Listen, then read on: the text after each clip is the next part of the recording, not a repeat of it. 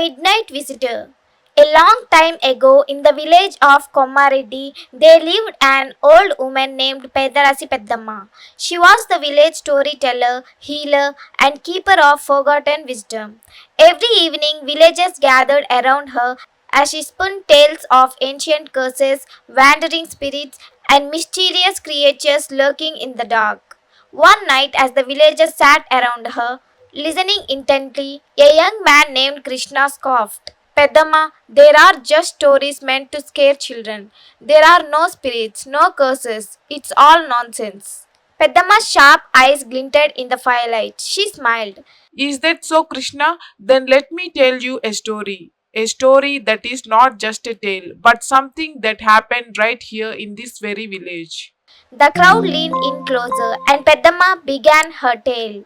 The stranger at the door. Many years ago, in this very village, there was a hard-working farmer named Ramaya. He lived on the outskirts near the old banyan tree where no one dared to go after sunset. One night, as Ramaya finished his dinner and was preparing to sleep, he heard a knock at the door. He frowned. Who could be visiting at this hour? Who is it?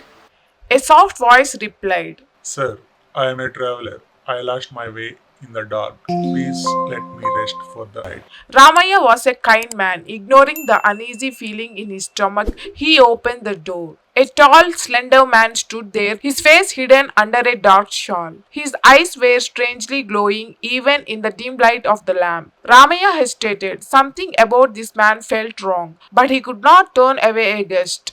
Come in. The man stepped inside, his movements unnaturally smooth. He sat near the fire, watching Ramaya with an unblinking stare.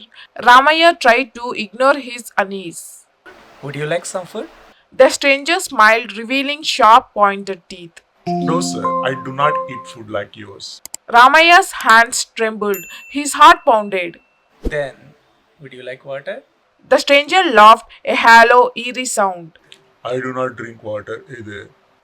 A chill crept up Ramaya's spine. He suddenly remembered the old tales his grandmother had told him. Long ago, it was said that spirits known as Vetals roamed the land. They were neither living nor dead, but something in between. They traveled at night seeking victims to possess. If a person invited them inside their home, the Vetal would take their soul by dawn. Ramaya's throat went dry. He had invited a Vetal into his house. His mind raced. He had to survive till sunrise. Taking a deep breath, he forced a smile. You must be tired, sir. You can rest here for the night. The Vetal's grin widened. I shall stay, but one condition. Ramaya swallowed hard. What condition? The Vetal's voice was smooth as silk. You must not fall asleep before me. Ramaya's heart nearly stopped. He had heard this before. If a Vetal watches you sleep, it can steal your soul. But he could not refuse. I will not sleep. The Vetal leaned back and watched him with glowing eyes. Hours passed. The oil in the lamp flickered. The house was silent except for the crackling of the fire. Ramaya's eyelids grew heavy. His head drooped. The Vetal whispered. Sleep, Ramaya, sleep. Ramaya jolted awake. He must not sleep. He must not sleep.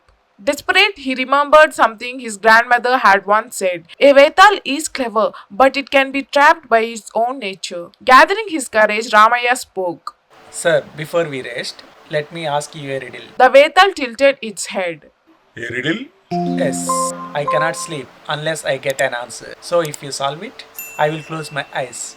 The Vetal smirked. Very well. Tell me. Ramaya took a deep breath. What has eyes but cannot see? What has a mouth but cannot speak? What runs but never moves its feet? The Vetal frowned. It stared at Ramaya. A trick question. No trick.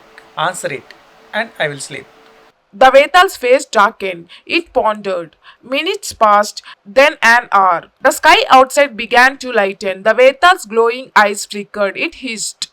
You tricked me, mortal. Ramaya leaped up and threw open his door. The first rays of the rising sun poured into the house. The Vetal screamed. Its shadow twisted unnaturally, writhing against the light. Then, with a final blood-curdling shriek, it vanished into smoke. Ramaya collapsed to the ground, gasping. He had survived. The villagers found him the next morning pale and shaken. When he told them what had happened, Peddamma was called to inspect his home. She placed sacred turmeric and neem leaves at his doorway and muted a prayer. The Vetal is gone, she said. But remember, never invite a stranger inside after dark. From the day on, no one in the village ever opened their door at midnight again. Peddamma looked at Krishna, who now sat silent and pale. You see, my child, She said. there are not just stories, they are warnings. Dismiss them, and you might learn their truth the hard way. Krishna swallowed, his face pale. From that night on, whenever he heard a knock after dark, he made sure never to answer. Because sometimes it wasn't just a traveler, sometimes it was something else waiting to be let in. Thank you for watching this video.